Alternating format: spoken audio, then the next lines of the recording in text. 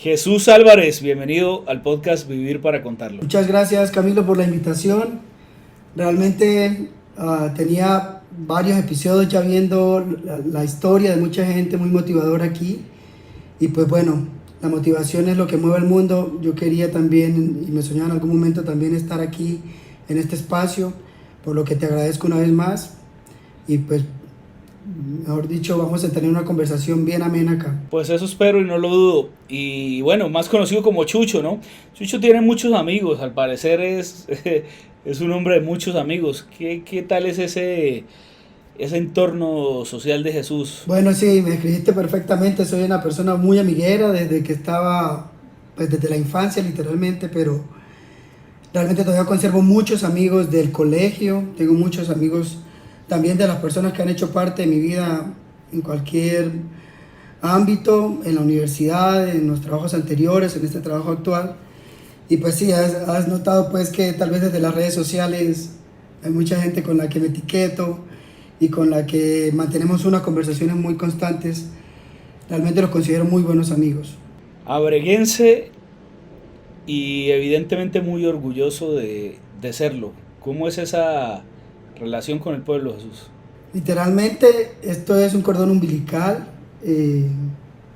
Pues digamos que nadie puede ocultar sus raíces, nadie tal vez pueden no estar orgullosos, pero no lo pueden ocultar, y eso realmente a mí me satisface mucho decir con orgullo que soy una persona nacida en un municipio del norte de Santander, tal vez el más lindo y al que le hace honor el Bello Valle.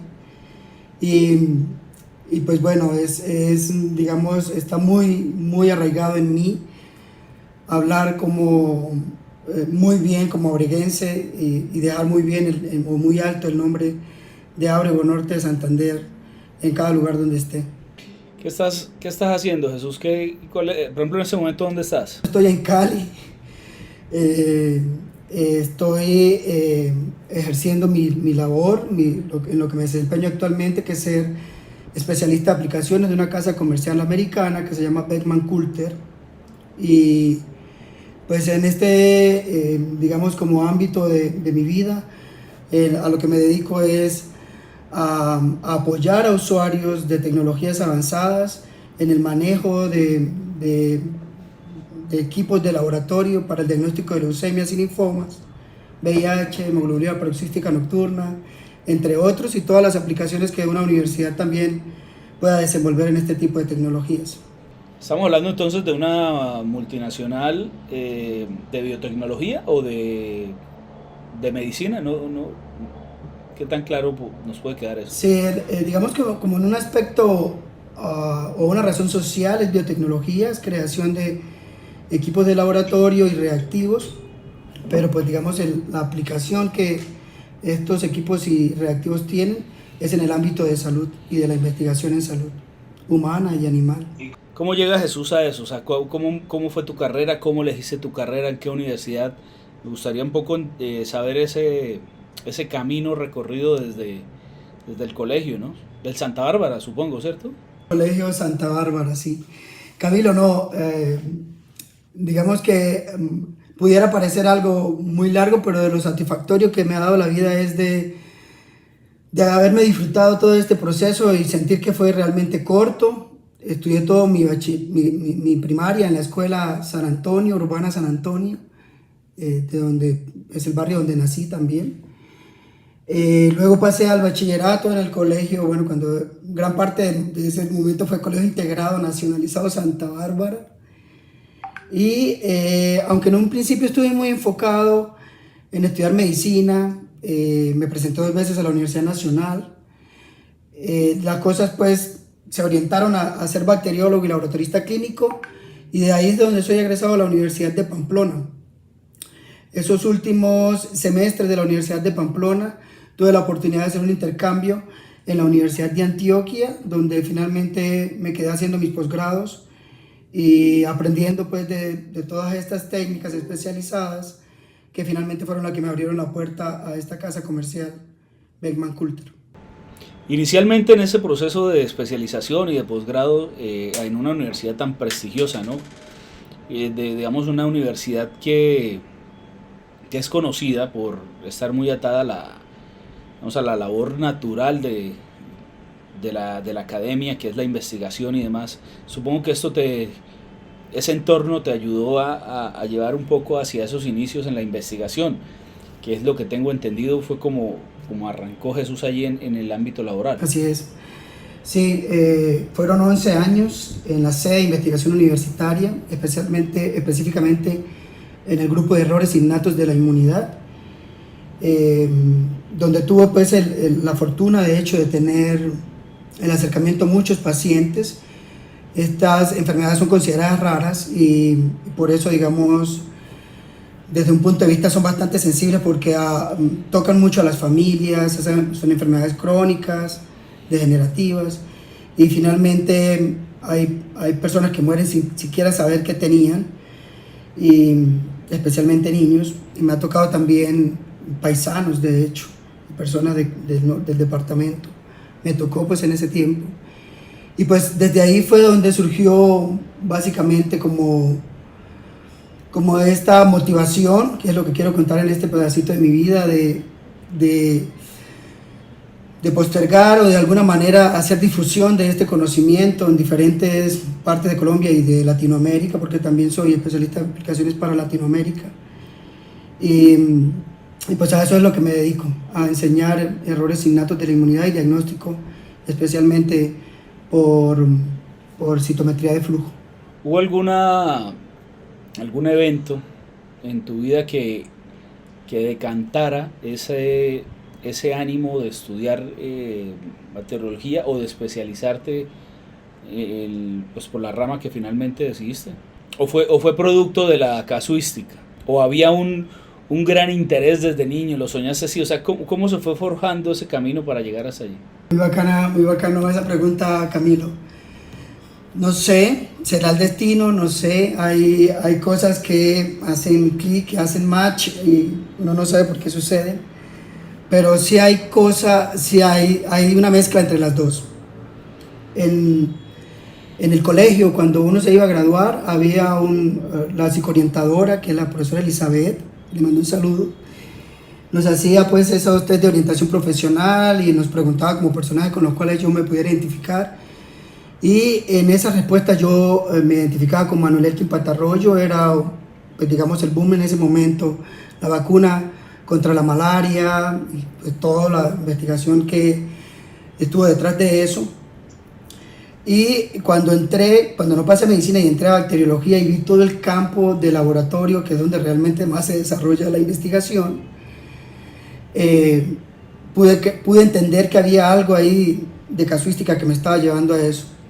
Curiosamente estaba atraído por las enfermedades infecciosas parasitarias, pero cuando llegué a inmunología algo pasó también y en algún momento le dije también a la profesora Rosaira Sandoval, si escucha tal vez este podcast, también un saludo, ¿usted dónde hizo este posgrado? Porque la verdad me interesaría mucho como esto para mi futuro profesional. Eso pasó en quinto semestre y hasta noveno semestre que yo estaba haciendo prácticas clínicas no se había vuelto a mover el tema, y por cuestiones de la vida yo había dicho que no quería hacer más una práctica clínica adicional, sino que quería una práctica de investigación. Y ahí fue donde apareció la sede de investigación universitaria, envié mi hoja de vida, gustó, y aunque los grupos de investigación son diversos, aquí existen grupos de investigación para enfermedades infecciosas, que era mi gusto inicial, pues caí o me aceptaron en el grupo de errores innatos de la inmunidad y todo era inmunología. Entonces, aunque sí había un gusto, hay unas cosas también circunstanciales que uno dice, se fueron como armando, se fueron como dando. Y bueno, entonces por eso creo que hay una mezcla de las dos cosas ahí. Hay una mezcla pues a lo que yo me quería dedicar y una mezcla también circunstancial, porque pues no siempre lo reciben a uno en los grupos de investigación donde uno quiere trabajar, ¿no? ¿Crees que en el destino? Creo en el destino. Bueno, también soy muy creyente en Dios. Si las oraciones estaban orientadas en lo que convenía pues para mí, pues Él me mostró el camino. Ahora que se ha recorrido un camino que no es para nada corto, me sorprende un poco hablar con alguien tan contemporáneo, porque te recuerdo de pues, de las épocas también. De que era compañero de Sáquia Marcela, sí. Exacto, y uno dice cómo es posible que haya pasado tanto, ¿no? Entonces decías, fueron 11 años que estuviste en el tema de investigación. Entonces uno dice, bueno, 10 11 años, pues es un tiempo considerable, ¿no? ¿Por qué terminaste cambiando de la investigación? Esta ahora me da la impresión en un rol más Comercial. de asesoría y comercial.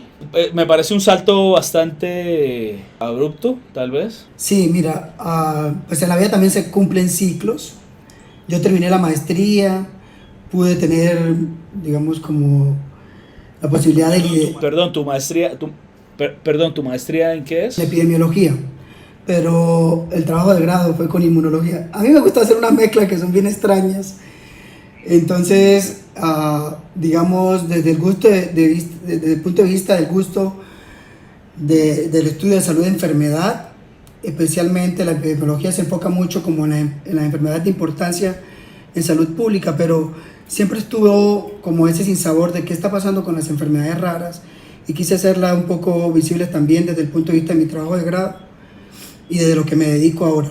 Entonces hice epidemiología inicialmente y después hice project management, porque pues, si iba a pasar a la parte comercial, este era uno de los puntos claves también, hacer algún tipo de posgrado en gerencia, y bueno, eso también fue lo que hice al final, finalizando. Pero pues respondiendo a tu pregunta, también hay unas cosas circunstanciales. Cuando llegó la pandemia, ya yo me encontraba en un punto donde ya tenía mi hijo, ya estaba con mi esposa, no éramos casados, pero estábamos viviendo juntos, y empezó pues como ese dilema de si sigo en el doctorado o qué voy a hacer para seguir escalando y demás. Y pues realmente yo el doctorado nunca lo contemplé como una opción, no sé por qué. Entonces ahí fue donde sentí ya como que el ciclo se fue cerrando, ya había liderado el grupo, coordinado de hecho el laboratorio de la parte asistencial, y apareció esta oportunidad. Entonces yo, a ver, en cierto modo, creo que mi propósito de vida es enseñar esta parte, o todo lo que he podido aprender sobre estas enfermedades, y la forma más rápida de difundirla es en la parte comercial. Las personas que compran su citómetro de flujo, están interesadas en estas aplicaciones, pues digamos tienen esa asesoría de primera mano de parte mía.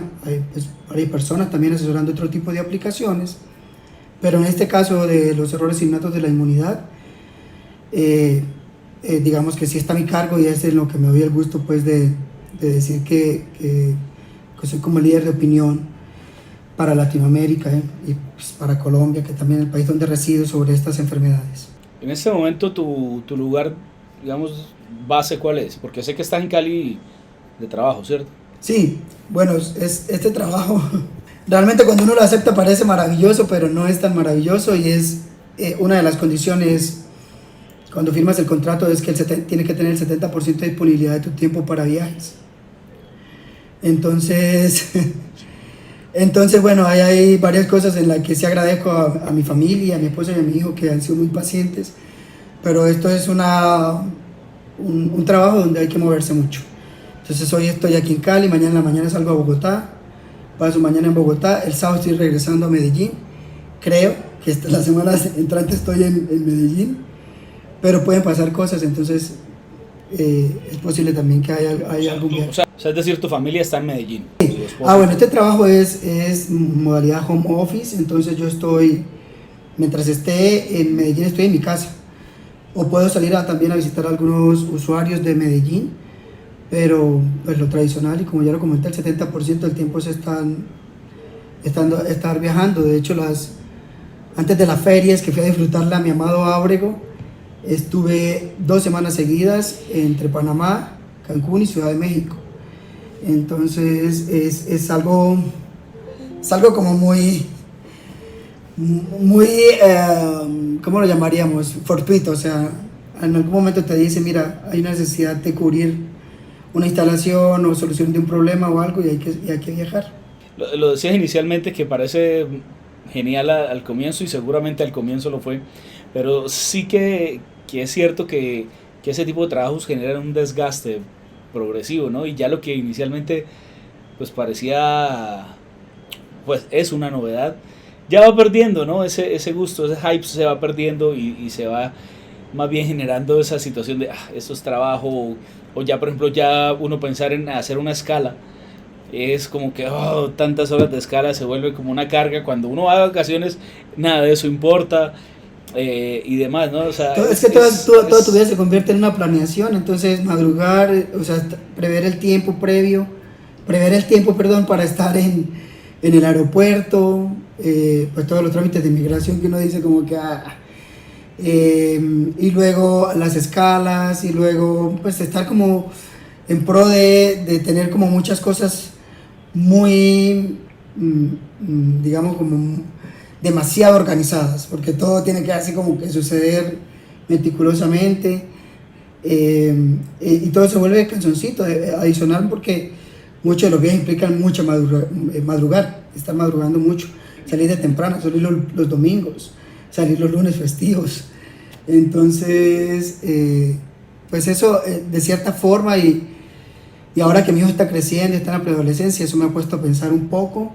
Ahí estamos porque todo en esta vida es de hablarlo.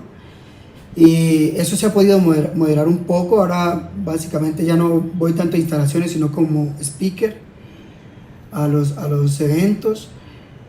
Sin embargo, hay muchos eventos, entonces termina siendo también muy seguido. Pero bueno, la idea es también lograr un equilibrio. Hay digamos una posición arriba que me va a permitir estar un poco más tiempo en casa y que digamos por ahora es la meta. Bueno, y seguramente se va a conseguir, Jesús, pues digamos con esos antecedentes no cabe duda de que esa meta se va a conseguir. Pero quiero hablar un poco de lo que decías ahorita. También a veces se habla siempre del trabajo en estos viajes, ¿no? Pero queda espacio de conocer, o ya no hay interés de tu parte. Bueno, yo siempre he dicho que uno finalmente va a conocer es el hotel, pero ellos son flexibles, los managers son flexibles desde el punto de vista de si le dices yo me quiero quedar un día más o el fin de semana, es posible que lo prueben. A veces pues se entra en negociaciones, ¿no? El vuelo de regreso siempre lo van a asumir, pero ¿quién asume los costos extras? Y eso pues me ha permitido, claro, conocer Londres, Brasil, México, Panamá, bueno, muchos lugares por fuera, incluso las ciudades también de Colombia, ¿no? Yo había tenido la oportunidad de venir a Cali, pero fue muy rápido, pero ahora pues básicamente los viajes más seguidos dentro de Colombia son a Cali, y pues trato siempre como de que en el momento de la cena yo pueda salir a algún lugar y cenar en otro lugar y darme la oportunidad también de conocer. Por ejemplo, ¿conoces la Topa Tolondra o no? No la conozco acá. Bueno, eso es un sitio muy, muy especial, me parece a mí, para los que les gusta la salsa. Y pues qué mejor lugar que Cali para la salsa, ¿no? Queda por la Quinta, se llama La Topa Tolondra y súper recomendado. Voy a recibir esa recomendación. Si es un gastrobar, pues puedo ir a cenar y quedarme un ratico ahí. Sino que... No, la verdad sí es más de rumba. Y por ejemplo los jueves, hoy es de música en vivo. Yo tenía oficina, tuve varios años oficina en Cali, entonces también me permitió viajar mucho allá. Pero yo iba a los miércoles, porque me parecía, los jueves es música en vivo, el viernes y sábado es demasiado lleno. Entonces los miércoles era de academias, entonces iban mucho gente como a intentar bailar. También era un alivio, porque pues el nivel allá de baile es tremendo, ¿no? Entonces es un alivio uno ir y ver que pues quienes están bailando tal vez al lado pues son extranjeros que uno podría sentirse un poco mejor, ¿no? Porque, podría darte moral de que finalmente tu nivel de salsa no es tan malo. Claro, porque es devastador estar uno. Yo en realidad iba a sentarme a ver bailar porque disfruto mucho ver bailar, me encanta la salsa y me gusta ver bailar buena salsa. Pero no falta pues que allá es muy normal que una mujer saque un hombre o un anciano saque a una mujer joven, o sea, no se le ve malicia porque se va a bailar, es lo más normal, ¿no? pero claro, era tremendo cuando de pronto me sacaban a bailar y saber pues que mi nivel era uno respecto Estaba en el de, subsuelo. de un salsero Creo que caleño. también me pasa igual. No, sí, eso era tremendo, pero yo siento que ir a Cali exige también vivir esa experiencia. Ahorita está muy de moda la calle de la salsa, ¿no? No, la calle del sabor, la calle del sabor, eso es, no sé si lo has visto, pero es sumamente viral. Es una calle completa al aire libre que van cientos de personas o miles ahí al aire libre a bailar. Pero bueno, volviendo al tema, ¿y todo esto qué te ha dejado? ¿Qué experiencia puedes decir ha sido la más increíble que te ha dejado tu trabajo? O una anécdota, algo que el trabajo me ha permitido eso. ¿En toda mi trayectoria o actualmente? Hablemos de que es como que tiene esa particularidad de que te exige, ¿no? El salir, seguramente conocer gente muy, muy tesa si vas a talleres o igual relacionarse, ¿no? Diferentes culturas, diferentes idiomas. No sé cómo vas con el inglés. En B1 todavía, en B1 todavía, pero vamos bien. Bueno, eso ha sido una parte bien interesante y pues también, o sea, cuando uno conoce parte del sur de la Asia y demás, y uno, o de hecho, en los Global Sales Meeting, pues viene gente de China, de Japón y todo eso. Y a veces uno ve esas potencias y uno dice, ellos deben manejar muy bien el inglés y tal vez por la diferencia pues entre la escritura y todo, no es tan bueno, se dificulta un poquito eso. Pero esa ha sido una parte realmente que la mantengo como muy en stand-by. Lo que sí me ha gustado realmente es la proyección y digamos como la forma de internacionalizarme, por decirlo así, que he tenido con el trabajo. Hay aquí en Latinoamérica el Laboratorio Nacional de Citometría de la Universidad Nacional Autónoma de México, es increíble, tiene mucha de nuestra tecnología, aunque también tienen otras casas comerciales, pero después de yo haber estado en investigación y verme ahí, es como, es un logro realmente cumplido, porque es, digamos, como de cierta forma intercambiar experiencias de ciencia con universidades de alto impacto, como también la Unifesp en Sao Paulo. Ahí sí realmente me toca con mis compañeros de Brasil que hagan la traducción, ellos sí hablan bien español, pero digamos que hay dos universidades ranqueadas en Latinoamérica que me ha gustado mucho pues visitarlas y digamos de cierta manera compartir con ellos las experiencias de investigación y de ciencia pues en general. Por lo demás, Europa es un país donde yo creo que tengo el corazón y si Dios me tiene destinado para vivir en otra parte que sea allá, pero pues en términos de conocer Londres, Italia, me encantó. Todo, pues realmente todo ha sido maravilloso, pero Sí. pues Marsella, Italia, ¿dónde estuviste en al lado Italia? del Mediterráneo, que haya ido, de hecho fue hace un año, aunque haya ido en época de invierno, pues fue genial también. Pero pues desde el punto de vista personal, seguir conociendo culturas para mí siempre va a ser enriquecedor, ¿no? Es algo que realmente valoro mucho. Bueno, hagámonos un poquito ya del tema laboral, ya que tocaste un tema que, pues como es evidente, fue una cosa con otra. Pero qué tan importante fue desde, por ejemplo, tu niñez, tu adolescencia o ya en tu adultez, el conocer, el salir y conocer el mundo, ¿sabe? Conocer países. Y, por ejemplo, qué tan importante era Europa, porque veo que hay cierta sensibilidad allí.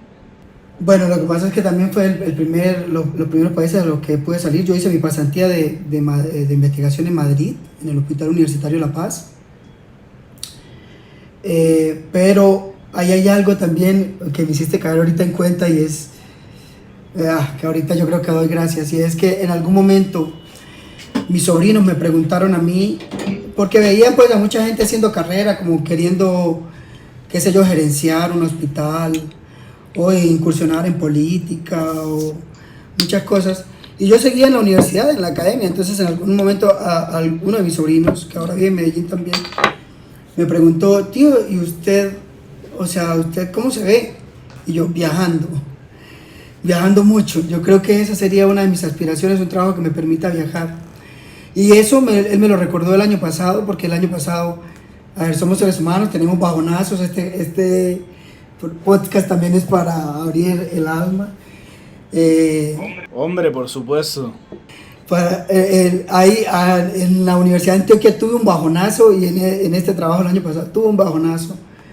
Antes pues de hablar pues de estos temas de ascenso que ahora me tienen muy motivado, pero en ese momento yo estaba así como muy cabizbajo y mi sobrino me hizo caer en cuenta de esto. Me dijo, ¿usted se acuerda que hace tal vez unos 8 años, 10 años usted estaba diciendo que quería un trabajo que le permitiera viajar?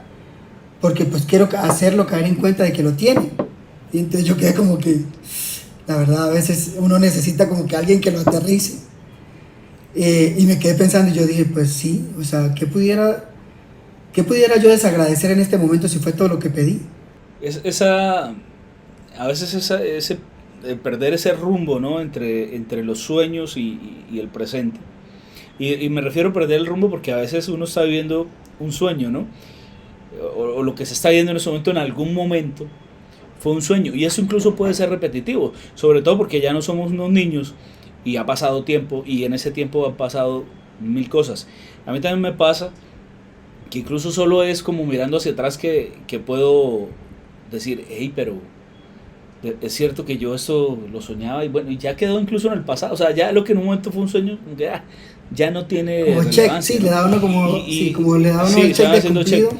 Pero bueno, y entonces en ese sentido, Jesús, digamos, las metas y los sueños, veo que profesionalmente sos exitoso, has sido, pues, hoy sos un referente en el tema investigativo, ahora en lo que estás haciendo, con un trabajo que te permite también salir, viajar y ser, pues, esa persona que lleva ese conocimiento, así que está siendo relevante en tu oficio, y eso no todos lo logran, ¿no?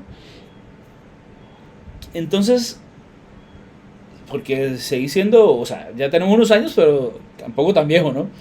Entonces, digamos, en esta etapa de la vida, te estás acercando a los 40, supongo, Jesús. Estoy a 2 años de las 4 décadas.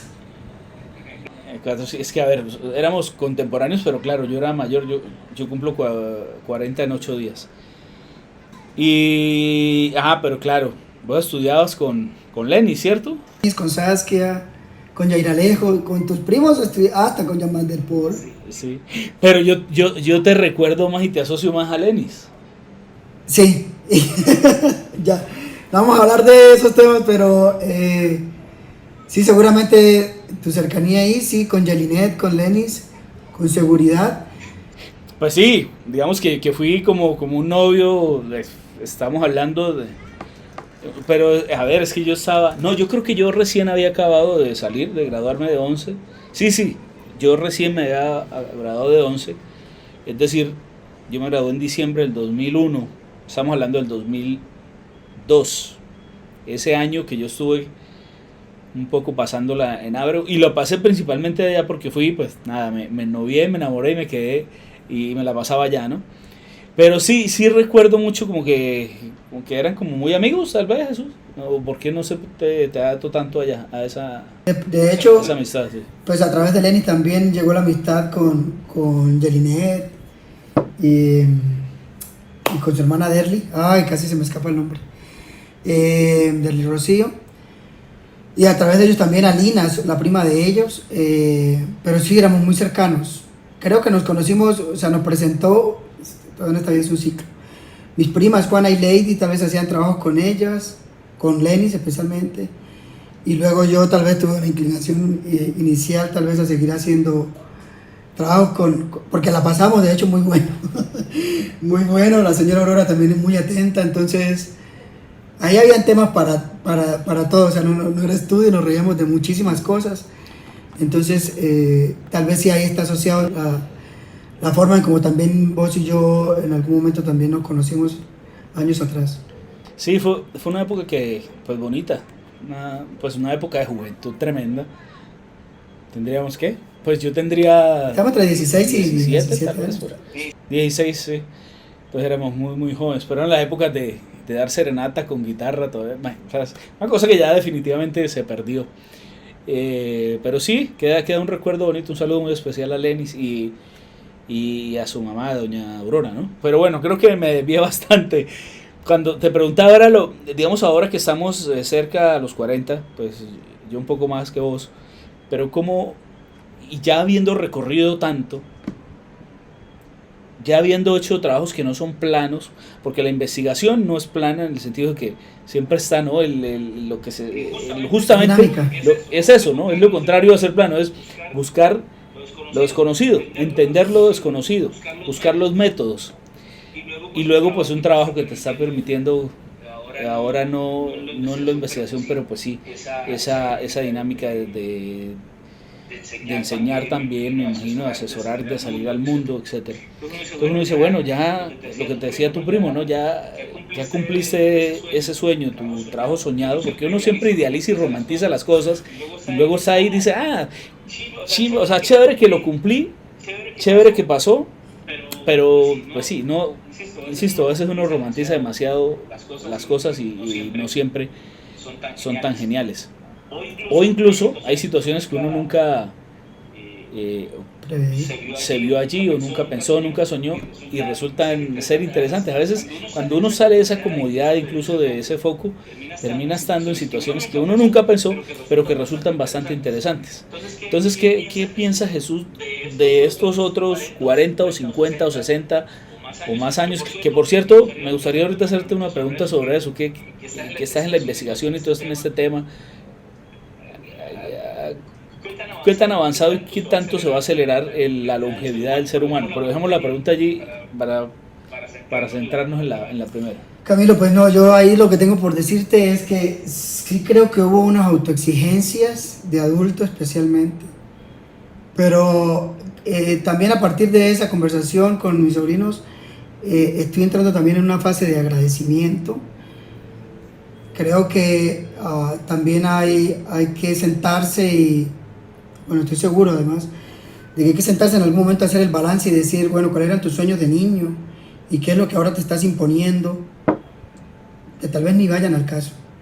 Entonces, pues realmente, a ver, si mis sueños de niño eran ser profesional, tal vez yo me veía ejerciendo mi profesión en Ábrego, por lejos tal vez en Ocaña o Cúcuta, pero pues no he ejercido sino solamente el rural que lo hice en Nacarí, un mesecito de vacaciones que hice en Ocaña. Toda mi experiencia profesional fue en Medellín y esa ciudad me permitió construir muchas cosas, incluso el apartamento donde vivo, mi familia, que Yurani es abreguense, pero la pude traer aquí. Jerónimo nació en Medellín.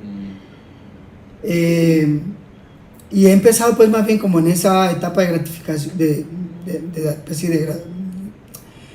dar gracias por todo lo logrado, y yo creo que en este momento estoy frenando un poquito así, tal vez para pensar con cabeza fría, porque sí es necesario analizar muchas cosas, qué es lo que tal vez después de la década de los 40 quiera hacer.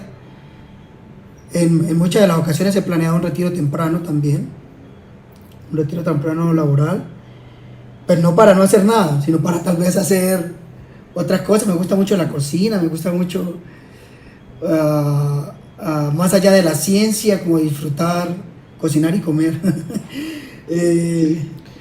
Entonces tal vez ahorita no te tenga una respuesta, pero porque si me lo hubiera preguntado tal vez 2 años antes, yo estoy apuntando a ser el manager de toda una región o alguna cosa así. Pero desde un punto de vista ahora, digamos que de todo lo que eso tal vez implicaría, que es mucho esfuerzo, tal vez más dedicación, y para todo el trabajo que ha tenido que pasar para yo llegar hasta donde estoy, estoy dando una pausa. Si el respiro me da para que esto después otra vez despegue, pues lo haremos. Pero...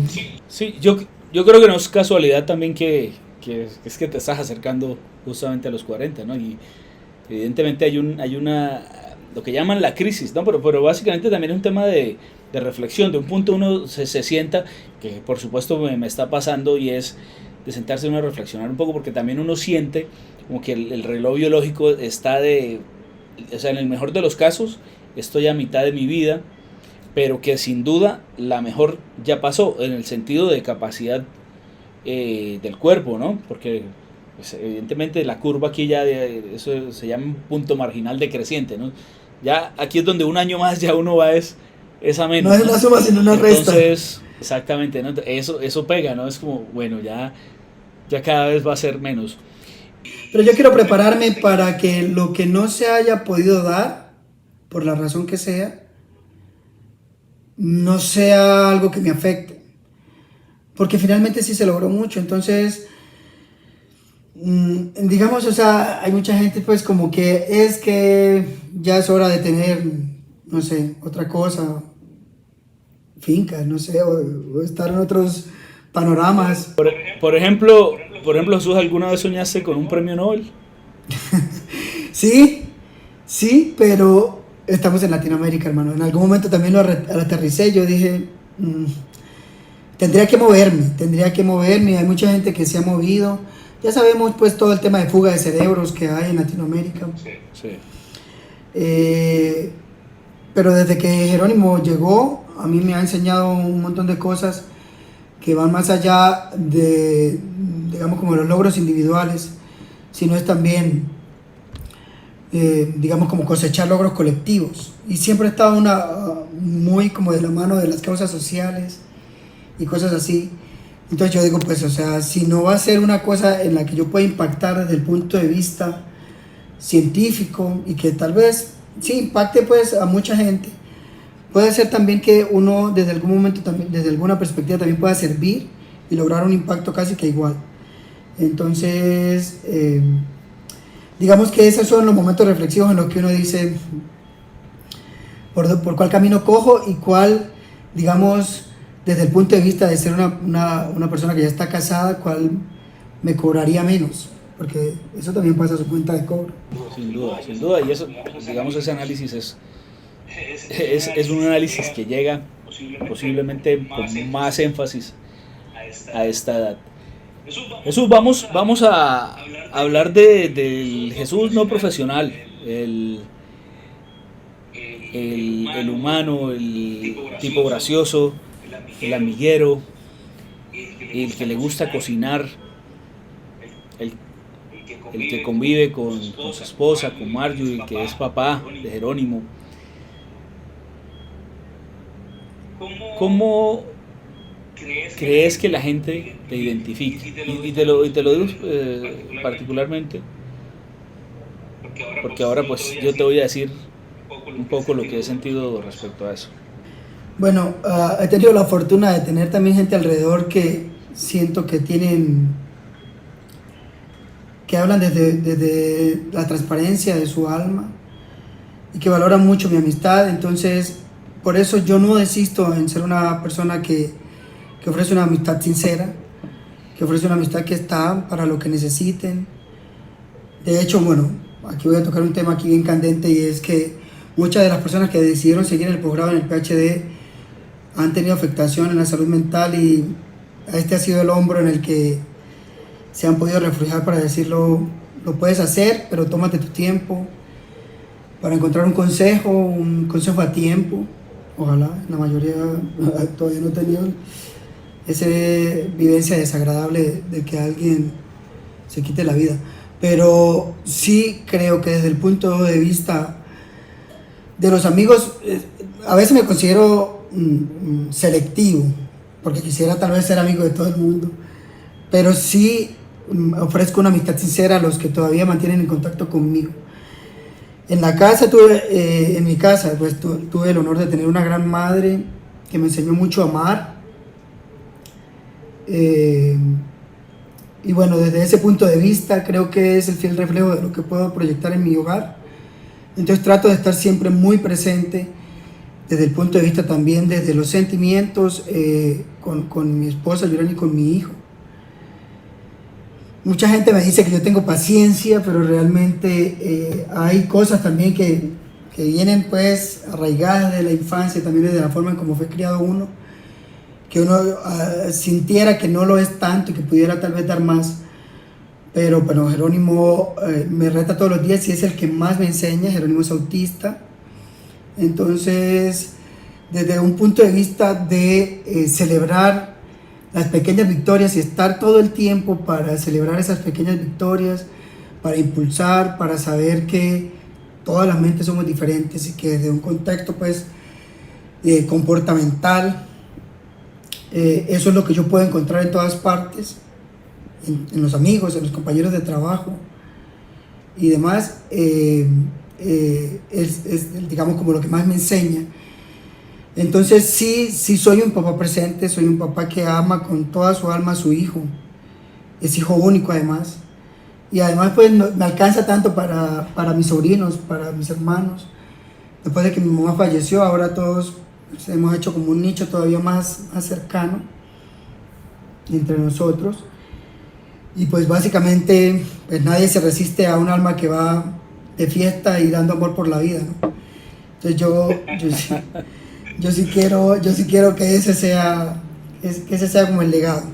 No pretendo más realmente. Yo creo que eso lo reconocen sin duda, pero también hay algo que parece ser un común denominador de Jesús, y es la autenticidad. Es decir, Jesús, Chucho, es el mismo. O sea, el tipo que va a enseñar sobre la última tecnología, no sé, para estudios biológicos, o como sea el término adecuado, y que viaja, está en talleres, está en diferentes partes del mundo, y al otro día está en Ábrego tomándose una chicha en su vereda, en el hoyo, ¿cierto? Sobrino de Cocota además. Ah, bueno, un saludo a Cocota, que le echo la perseguidera para grabarle. Y dicen, es que Chucho es el mismo. Él no ha cambiado, es igual. Ni siquiera el acento. No lo que sí, porque otro estuviera ya hablando paisa, ¿no? Y uno se lo encuentra en la calle y sigue siendo el mismo. Y eso se valora. No sé por qué, digamos, esa autenticidad es tan valorada, pues para los seres humanos valoramos eso. Me imagino que tiene que ver con ser coherente, con ser único, con ser transparente, con ser pues, confiable. O sea, es que hay cosas que no se pueden negar. Entonces, a ver, sería un absurdo tal vez ponerse a imitar cosas de las que uno no es, o tal vez exagerarse en cosas que no van. Entonces, para mí mis amigos significaron mucho, los amigos del colegio esencialmente, son personas de las que yo también aprendí. Es que todo en la vida se trata de estar en un continuo aprendizaje. Entonces, todas esas personas marcaron mi vida, y por eso yo las estimo muchísimo. O sea, yo creo que el abrazo, tal vez cuando me los encuentre después de muchos años de no verlos, o tal vez de meses de no verlos, es el mismo como si lo estuviera abrazando todos los días. Y pasa pues como igual con la familia, ¿no? Entonces es algo que está muy intrínseco en mí, pero que yo sí valoro mucho. Y es lograr mantener esas amistades del pueblo esencialmente, y las amistades que he hecho en todas partes, y ser ese amigo presente, ser ese amigo que está para todos cuando lo necesiten. Entonces, a veces uno está como muy agobiado también con sus cosas personales y demás, pero sí es muy interesante desde el punto de vista de generar tejido social, que eso es muy importante ahora, Ojalá yo se lo pueda heredar a mi hijo también. Pero no sé en qué momento perdimos no la posibilidad, pero sí pues como la comunicación tan cercana que teníamos, y la forma de ser apoyo el uno del otro. A veces uno ve casos en los que realmente quieren es hundirse.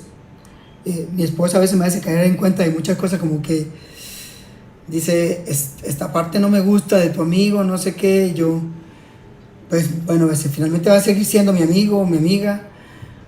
Tal vez haya que tener un poco más de cuidado, pero yo creo que soy un poquito ingenuo desde el punto de vista de detectar malicia en otras personas.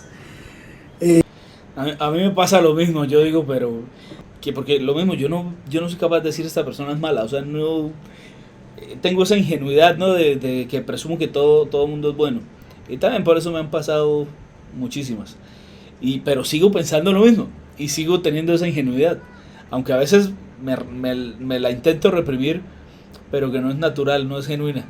Entonces me hiciste acordar eso.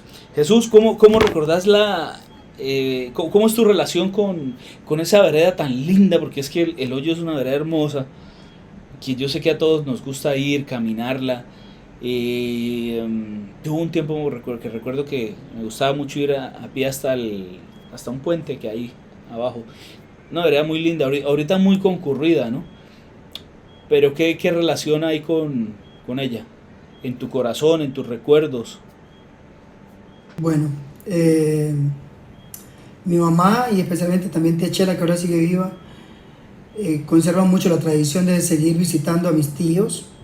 Todos mis tíos pues son los que se quedaron al cuidado de esa pequeña finquita heredada de mis abuelos maternos. Yo quisiera tener mucho más tiempo en las vacaciones para pasar tal vez días seguidos allá, pero pues entre Jerónimo y mi corta estancia por disfrutar también el pueblo, solo los visito muy corto.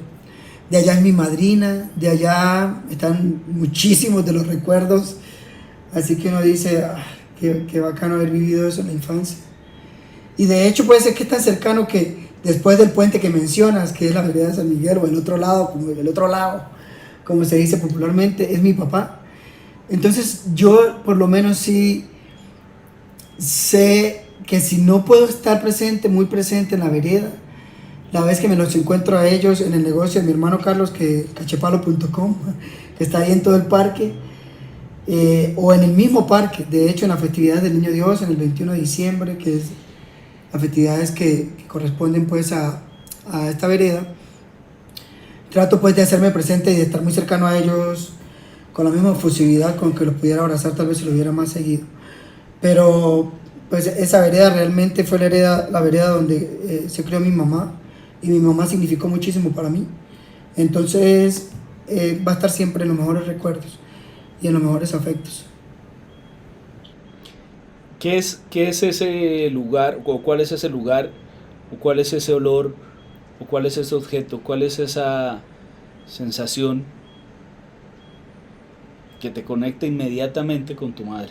Eh, mi abuelo paterno tejía lazos, entonces hay, digamos, muchos recuerdos en el corredor de esa pequeña finca, en el hoyo, cuando mi abuela Gilla también estaba viva, donde, digamos que yo creo que, yo no soy muy amante de los cines, pero la mejor escena de mi vida, o la mejor parte de mi vida así teatral, ha sido estar sentado en el piso escuchando a mi abuela y a mi mamá contar historias de cuando tejían lazos, de historias propiamente también de mi abuelo, que se entremezclan también entre la rudeza de una crianza, entre el trabajo de unos niños. Mi mamá era niña y ella hablaba desde su corazón también, desde todo lo que ella tuvo que vivir siendo niña, ¿no? Que quería estudiar, además era muy buena estudiante, ojalá toda mi inteligencia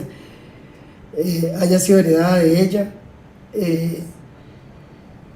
Y esas escenas ahí con cafecito tal vez, con un buen sancocho preparado por mi abuela, y no puedo dejar de recordar las arepas asadas en leña, que todavía las asan así. Mi tía Carmenza, mi tío Nando, que también es un apasionado por la cocina. Esas escenas esperando la comida y escuchando todas esas historias están bien marcadas en mí. Creo que hace parte también de autorreconocerme, ¿no? Cuando una persona se autorreconoce ya no quiere salir de ahí. Y es de donde soy, es lo que quiero seguir siendo. Un hijo, yo soy ascendencia campesina. Mis padres y mi papá fueron campesinos. Y todas las historias de ellos están relacionadas básicamente con el campo. Tu hijo Jerónimo, que es paisa, ¿qué tan abreguense es? Pues por fortuna tiene unos papás que lo llevan a pasar todas las vacaciones en Ábrego. Es que también pasa esto lo hemos hablado con muchos, incluso invitados al podcast, ¿no? Que pues somos abreguenses, pero que nos casamos o sea, nuestras esposas no son abreguenses. Entonces siempre hemos tenido esa lucha, ¿no? Del nosotros siempre querer estar, o cualquier momento querer estar, versus pues para ellas es como, pero ¿por qué? ¿Qué es ese hilo que los lleva tanto allá? ¿O qué? ¿Por qué siempre para allá? ¿Y qué es esa vaina con ese apego y todo eso, no? Y aún así, por ejemplo, yo tengo dos hijas, pero una tiene 20 años, la otra tiene 2, o sea que hay un gap bastante importante. pero como anécdota les cuento que recién cumplió 20 años, mi hija mayor, el 3 de diciembre, o sea, recién, y ella quiso celebrarlos llevándose a sus amigas de acá de Bucaramanga, se las llevó allá a Ábrego y celebró sus cumpleaños allá. Sí, y mi hija nació acá, sí, ella es bumanguesa, pero tiene también un sentimiento especial hacia el pueblo. Y fue y se gozó la feria, mejor dicho, y se la gozaron allá todas ellas. Entonces, sin yo hacerlo premeditadamente, de eso sí estoy seguro. Pero pues fue algo que se fue. Además, no es mi mérito, o sea, el mérito lo tiene, siento yo, mi familia. Familia en Ábrego, que es muy unida, que siempre nos da esa acogida, y ella lo fue viendo desde muy chiquita, porque a las buenas o a las malas pues terminábamos allá viviendo alguna festividad, y le fue marcando también ese vínculo con el pueblo. Entonces, claro, ahí queda más fácil porque, digamos, ahí Jerónimo dice, no, pues mi mamá y mi papá son de Ábrego, y los dos, entonces me imagino que no hay problema para alguno decir tengo ganas de ir a Ábrego, y el otro rápido lo va diciendo de una, vámonos, ¿no? Discutir las fechas, las dos fechas de hecho se pasan allá, por lo menos las decembrinas. Sí. ¿Y cómo es el día a día de tu esposa Yurani en Medellín? Yurani es enfermera, ella es enfermera, ella después de su primera experiencia laboral en Cúcuta, llegó aquí y siempre ha trabajado con EPS, primero con Comeva, que fue liquidada, luego con EPS y luego ahora está actualmente con Sabia Salud, que es una EPS antioqueña. Yo no sé si de las redes sociales te diste cuenta, pero el 9 de agosto nos casamos, hace poco, después de 10 años de estar viviendo juntos acá, y 20 años, 22 años de relación. Y esa fue una de las cosas que dentro de los votos matrimoniales quise expresarle a ella, y es, digamos, como la valentía con la que asumió esto. O sea, cuando yo llegué a Medellín, a mí me recibieron paisas, pero había dentro del grupo dos santanderianas y una persona que nació en Convención, pero que se crió en Cúcuta, que terminó siendo mi tutora. Pero cuando Yurani llegó acá, Yurani no conocía a nadie. O sea, es enfrentarse tal vez al regionalismo paisa también. Claro. Y lo asumió con mucha valentía. De hecho, siempre ha estado como en el rol de promoción y mantenimiento de la salud, y eso implica también salir mucho dentro de Medellín, y siempre asumió como todo eso con mucho positivismo. Es algo que yo admiro muchísimo de ella. Y bueno, eso dentro de los votos matrimoniales yo siempre quise decir, pues, o sea, realmente me demostraste que era aquí donde quería estar, porque era algo pesado. Desde el punto de vista de las conversaciones que teníamos, ¿sí? ¿Sentís que en algún momento ella sacrificó parte de sus sueños o de sus metas por los suyos? ¿O ha ocurrido al revés? ¿O ha sido un equipo que por alguna razón han encontrado cómo los dos ir en ese mismo camino? Este tema es bastante bonito, lo podría definir así. Y realmente sí siento que estamos muy compenetrados, como dentro de los mismos ideales y todo. Para Yurani, de hecho, después de superar todos los retos que significó cambiar de trabajo y llegar a una ciudad desconocida, me fue muy fructífero. Yurani ahorita es líder de salud pública, siempre ha sido líder de salud pública, ya no sé ni cuál programa está, creo que es el materno infantil. Ojalá no me equivoque porque me van a crucificar. O sea, usted ya se ha mimetizado en el día a día de esta ciudad. ¿Qué tan adaptados están a Medellín? Sí, pues Yurani ahora ejerce su trabajo con muchísima pasión también, entonces puedo ver en ella toda la motivación todos los días para levantarse a ejercer su profesión, ahora en Sabia Salud EPS, y para también apoyarme a mí con este sueño, pues, de salir, de estar, pues, laborando en un trabajo que me implica estar saliendo mucho. Pero creo que transversalmente en todo lo que ha sido estos 22 años ha existido mucho diálogo. Antes de aceptar esta oferta laboral, yo lo conversé con ella. Yo ya sabía, porque yo era usuario de otra casa comercial con esta misma tecnología, Esto tal vez va a implicar estar muy ausente, que tú asumas el rol pues de estar al cuidado de Jerónimo mientras yo no estoy, y cruzar eso también con la necesidad de estar a tiempo en el trabajo y de muchas cosas que ya sabemos cómo es el trabajo. Pero lo hemos sabido dialogar, entender, hemos buscado soluciones, algunas no nos han dado resultados, pero siempre ella ha estado ahí para darla toda por el sueño de los dos, porque ella ya está también en su zona de confort y pues me está dejando a mí ser un poco. Yo creo que en algún momento ella sí me ha hablado a mí de que si yo sacrifiqué el sueño del doctorado por la familia. Pero pues este es el tiempo y como muchas veces se lo he dicho, la respuesta es no. Yo no me veía, digamos, como en una formación académica más, y lo que quería era disfrutarlo, y eso es lo que la vida nos ha permitido hasta el momento. Seguramente lo han conversado y sería interesante que pues saberlo. Se ven en el futuro volviendo a Ábrego, volviendo a las raíces, dejando la vejez allá en la tierra. Sí, una de las experiencias que te contaba, que fue en el 2000, creo que fue en pandemia, en el 2020. Yo creo que de hecho fue una depresión ahí disfrazada.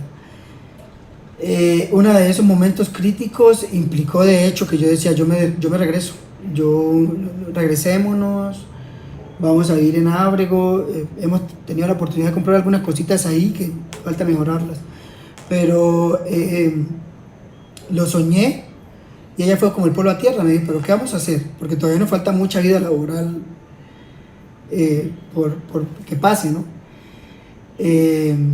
Y bueno, yo siempre he sido también una persona apasionada por la docencia. Me veía en la UDES, en la Francisco de Paula, mi misma alma mater, la Universidad de Pamplona, pero implicaba otra vez estar entre Cúcuta y Ábrego y nada iba a cambiar.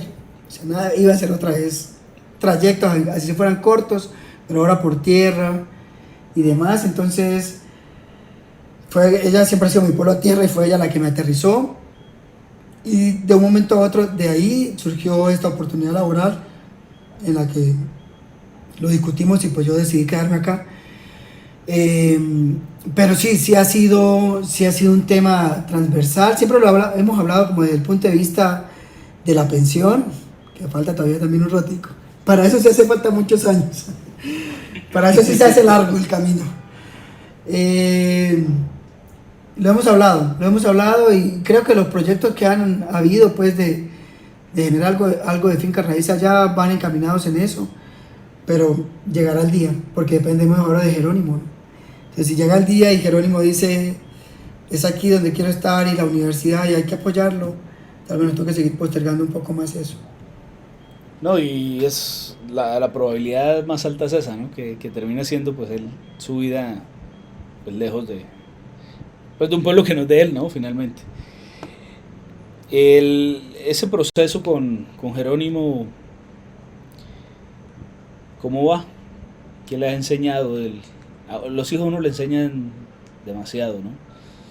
Son unos maestros. Aquí le voy a robar la frase a Maritza Peñaranda, la mamá de José Alejandro, el niño que canta, creo que lo has visto en tarima.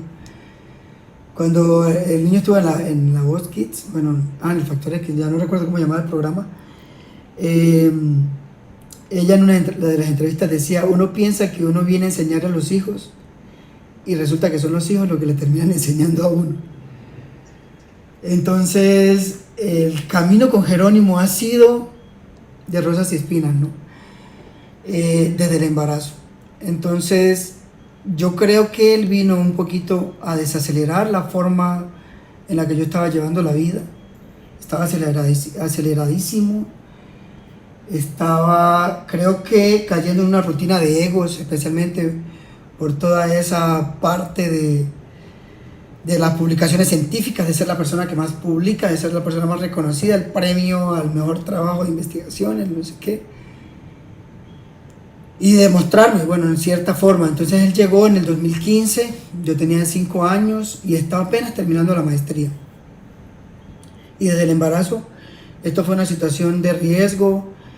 Él fue clasificado con retraso de crecimiento intrauterino y nació, de hecho, a las 37 semanas con retraso de crecimiento intrauterino, muy pequeño, y que fueron todos los factores de riesgo pues para que finalmente se sospechara de la condición que actualmente él tiene ahora. Entonces fue solamente 1 año y medio, como hasta los 18 meses, de mucho disfrute, o sea, de un disfrute pleno, sin preocupaciones, viéndolo crecer, viendo todo lo que hacen los niños, ¿no? Los bebés hasta los 18 meses, que eso es todo lo que tenemos la experiencia de ser padres. Es una cosa que yo hasta ahora no le encuentro una cosa que lo iguale.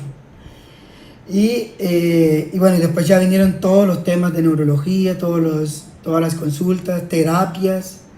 Yo tengo que agradecer mucho a la Universidad de Antioquia, de hecho, desde el punto de vista de la flexibilidad que me dieron a mí para ya estar 3 días de la semana en terapias y haciendo home office y haciendo un montón de cosas cuando pues era el momento, ¿no?, para trabajarlo. O sea, todo el mundo nos decía, es ahora o nunca. O sea, si el desarrollo cerebral se está dando ahora, hay que implementar todo ahora. Y bueno, eso me lo permitió la Universidad de Antioquia y todos los que fueron mis jefes allá. Pero pues desde ese punto de vista me enseñó también a que no todo puede ser lo más top, lo más alto, sino que hay también pequeñas victorias que celebrar, y yo creo que he mencionado ya pequeñas victorias un montón de veces aquí, y las pequeñas victorias ahora son las que nos mantienen aquí a flote, celebrando todo lo que pareciera ser insignificante con él y con nuestra profesión y con nuestra moda de vivir, que finalmente se convierte en un holgorio y una celebración alta, ¿no?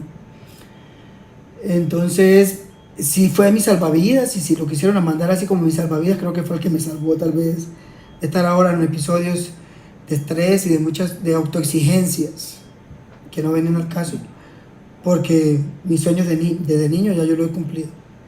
Entonces creo que no es darse por bien servido, pero por lo menos estar agradecido por lo que ya sucedió y solamente recibir con mucho gozo lo que viene, pequeño o grande, lo que sea, pero pues no someterse a grandes presiones para lograr eso.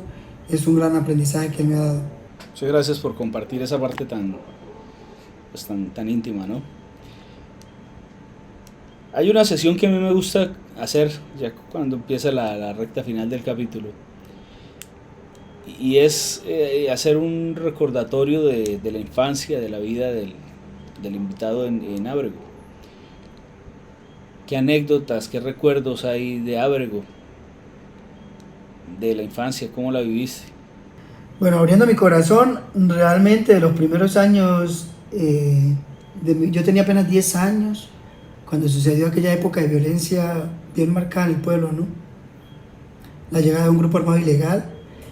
Yo vivía en la misma cuadra, por no decir a 2 casas, de esa situación. O sea que siento que aunque la pasé muy rico, porque crecí al lado de muchos primos. En mi misma cuadra hay 2 primos maternos, dando la vuelta hay primos paternos. Crecí al lado de muchos amigos y de primos, y fue genial. Valoro muchísimas cosas de la escuela San Antonio también. A la profesora Celina la recuerdo mucho, a la profesora Olivia o Doris Álvarez, que viene a la central, lo recuerdo mucho, a la profesora Gilma, bueno, que lo recuerdo a todos.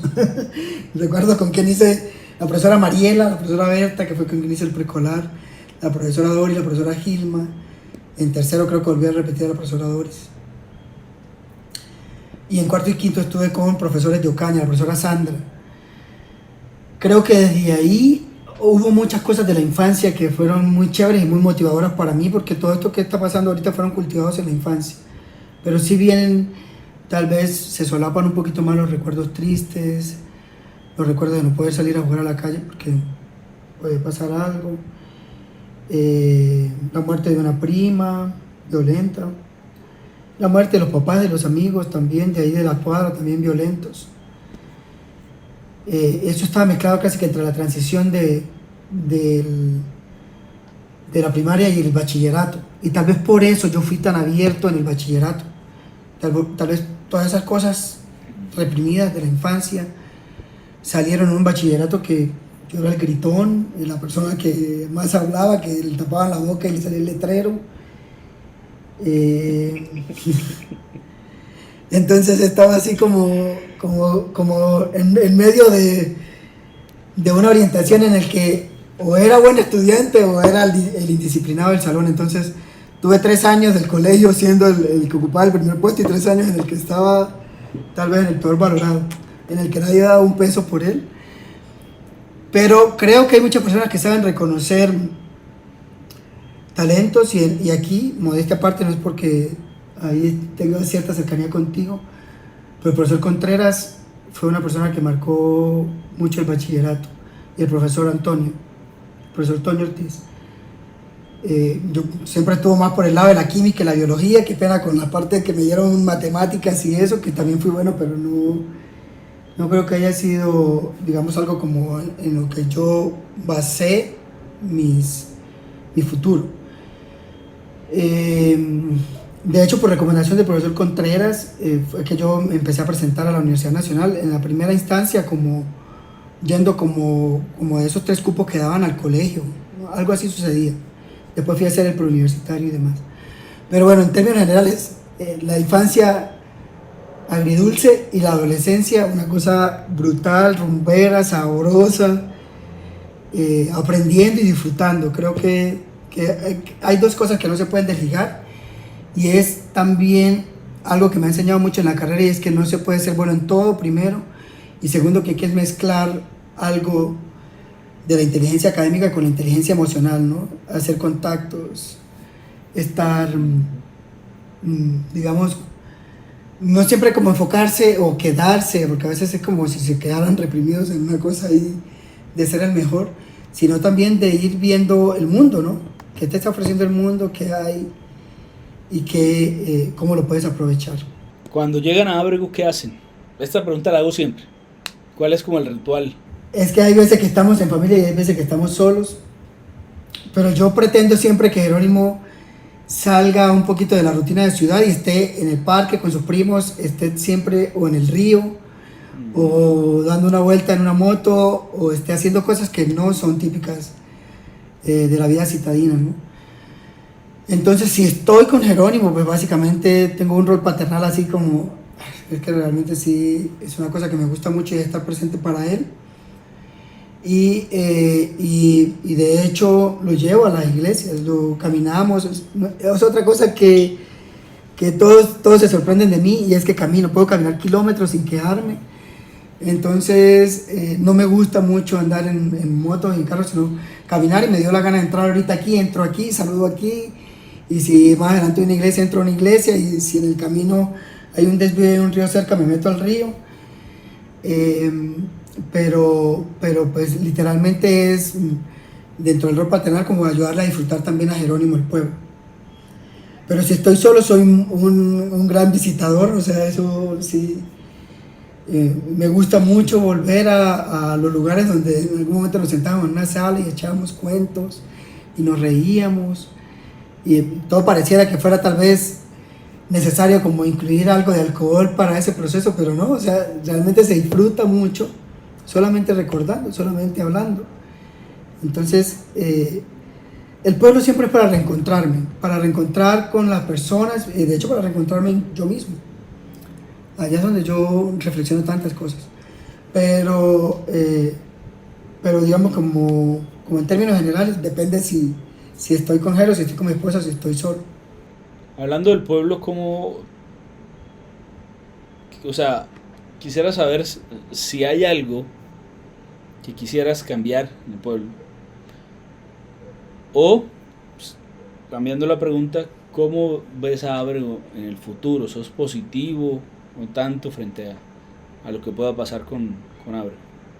Bueno, ya yo te había hablado algo de las causas sociales, y yo sí quisiera ver a todo el mundo, digamos, no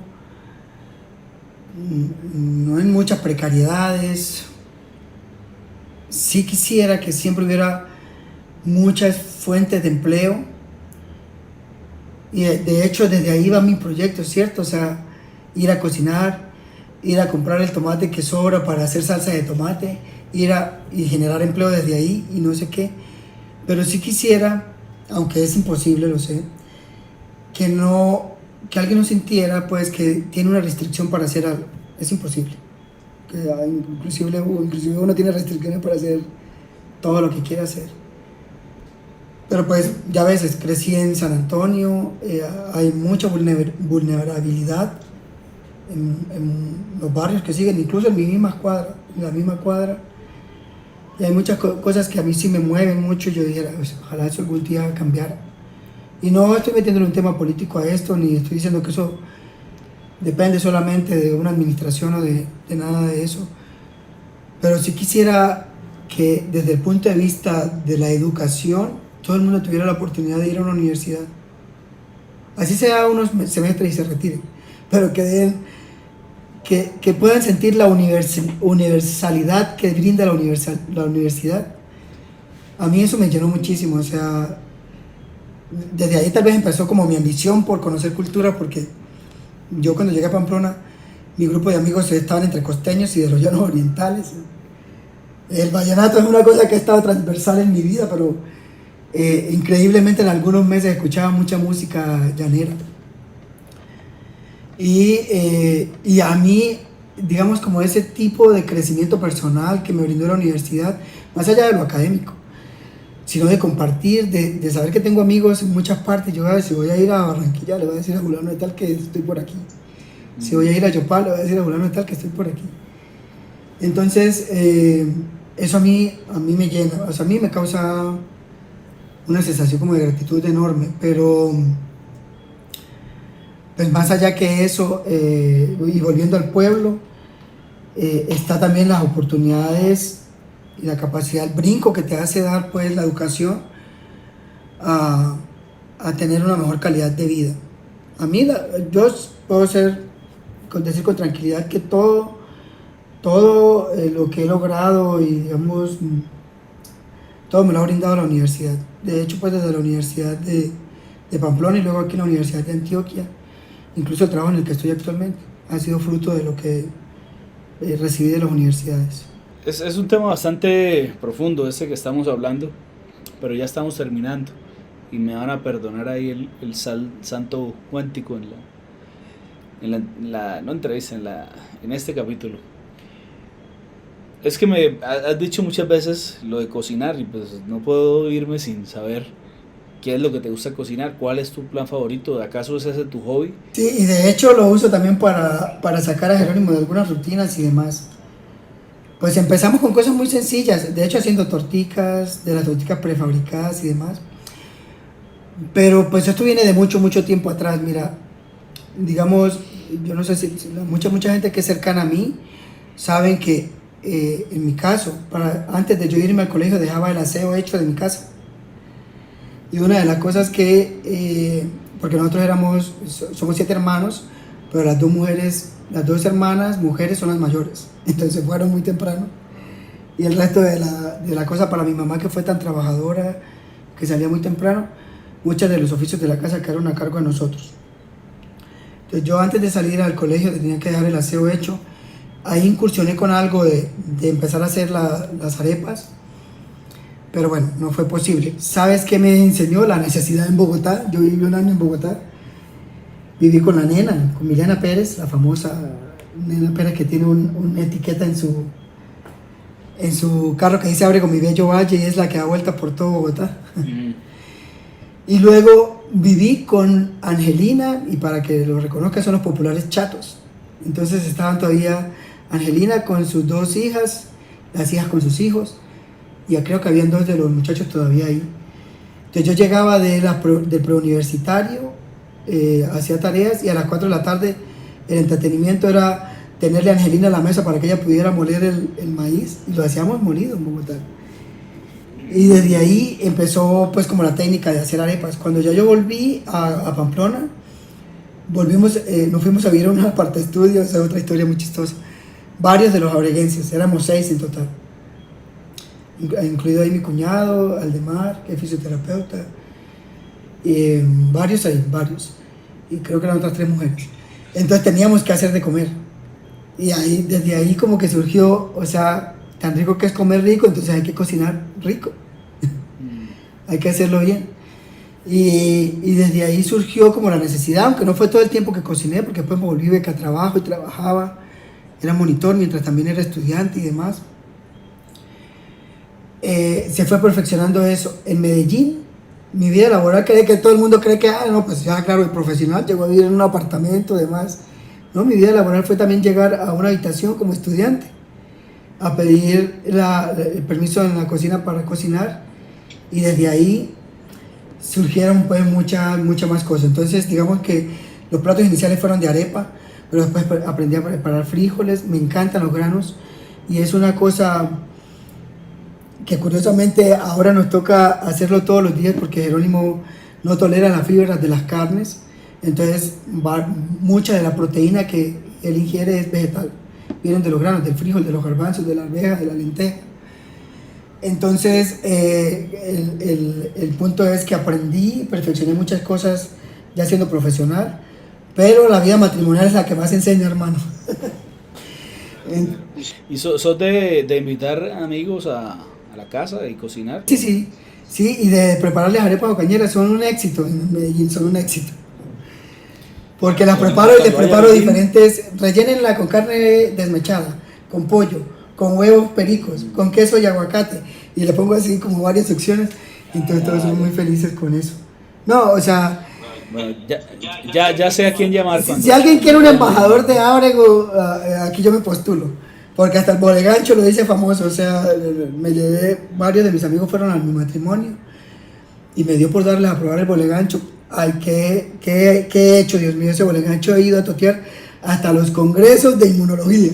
Entonces hay una doctora que tiene un termito, una amiga que tiene un termito, que lo lleva dentro del bolso y lleva los shotcitos, así le da los shotcitos a la gente, de bolegancho con maracuyá, de bolegancho con corozo.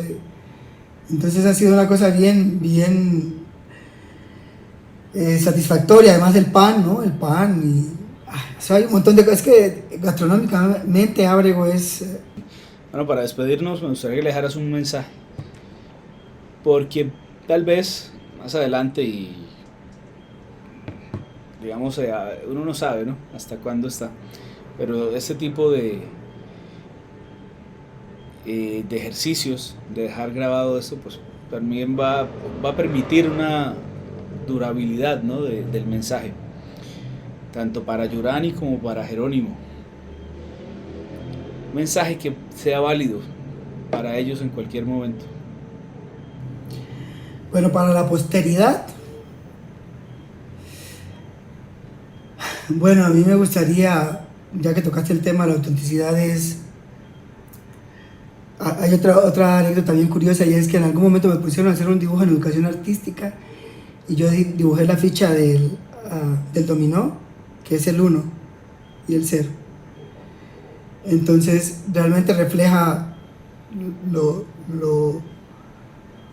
el esplendor de ser únicos, el esplendor de disfrutarse la vida sin tratar de, ojalá no sea de imitar, pero sin tratar de seguir prototipos, de hecho de estar influenciados por cosas como que te dicen, pero bueno, fulano de tal es también profesional de la salud, no sé qué has logrado tú. El consejo más grande que le puedo dar a todos es que la prueba es individual. La prueba se logra de manera altruista con lo que tienes, y con lo que tienes tienes que sentirse satisfecho de lo que puedas lograr. Entonces creo que muchos de los problemas mentales que se han desbordado en las últimas décadas hacen parte de meterse en una exigencia que no era propia, tal vez eran impuestas, y ese es mi consejo: sean únicos, sean auténticos, actúen con la bondad del corazón. Eso siempre se nota, se devuelve, es bien visto, eso siempre va a traer cosas positivas. Y bueno, si es para mi hijo, ojalá en algún momento, porque yo sé que cada cabeza es única, pero ojalá en algún momento Jerónimo replique esto en su vida. Y las personas que están a mi alrededor, que sé que lo hacen, que hablo mucho con mis sobrinos y sé que lo hacen. Entonces, sí me gustaría quitar esos pesos, esas cargas que se han autoimpuesto mucha gente de llevar cosas que ni siquiera son de ellos, que ni siquiera hacen parte de lo que soñaron cuando eran niños. ¿Qué más ingenuo, qué más natural, qué más bonito que las ideas que uno tenía, o los sueños que uno tenía cuando uno era niño, cuando no había nada de contaminación en el cerebro, sino de lo que uno creía que podía alcanzar a hacer con lo que era su alrededor, con lo que era su entorno. Entonces, si eso ya lo lograron, siéntanse satisfechos. O sea, no se impongan con más cargas. Es muy duro ver a gente, digamos, como de cierta forma sufriendo, ¿no? Sufriendo un montón de cosas que se han autoimpuesto. Jesús, muchas gracias por el espacio. Este era un espacio que estaba pendiente desde hace rato, ya lo habíamos hablado. Quisimos que fuera presencial, pero al final dijimos, para que pase, hagámoslo así. Pero creo que ha sido una charla muy interesante, creo que el mensaje está claro. Y no me queda sino pues felicitarte por ese camino, por lo recorrido. Y obviamente por lo que seguramente nos va a dar Jesús de aquí en adelante, que va a ser pues un Jesús ya con más experiencia, con más conocimiento. Y si esa sensibilidad perdura, pues seguramente no van a hacer otra cosa sino pues cosas bonitas, ¿no? Para sus allegados, para su familia, para los paisanos también, ¿no? Muchas gracias por el espacio nuevamente, Jesús. Estoy profundamente agradecido desde que hicimos contacto por primera vez, creo que fue por Instagram, ¿no? Ni siquiera teníamos tal vez los teléfonos. Valoré mucho pues la posibilidad de abrir este espacio. Soy una persona que habla con el corazón abierto, eso también a veces me lo critica mi esposa, pero sí quería pues desde un punto de vista contar mis vivencias, así como el programa lo dice, vivir para contarlo, y que tal vez esto en algún momento, o tal vez no muy lejano, alguien lo pueda escuchar y pueda ser la razón por la que se siente orgulloso de sí mismo. Bueno, muchas gracias, hermano. Bueno, Camilo, un abrazo.